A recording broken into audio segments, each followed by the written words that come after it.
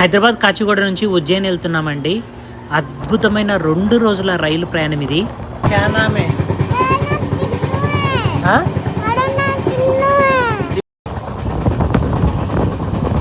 ఏంటంటే చౌదరి చాయ్ అని వచ్చింది.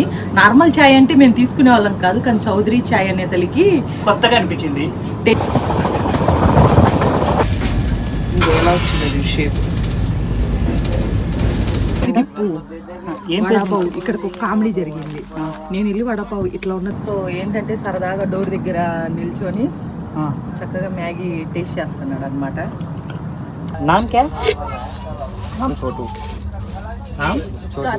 కింద సబ్స్క్రైబ్ బటన్ కింద ఫుల్ వీడియో ఇస్తాం చూడండి. 2 రోజులు మా ఉజ్జయిన్ జర్నీ ఎలా జరిగింది అనేది, అంటే మేమేం ఫుడ్ తిన్నాము, ఎలా జర్నీ చేసాము, ఎన్ని ఇబ్బందులు పడ్డాము, చాలా అద్భుతంగా ఉంటుంది వీడియో. లాంగ్ వీడియో పెడుతున్నా, చూడేసి ఎంజాయ్ చేయండి.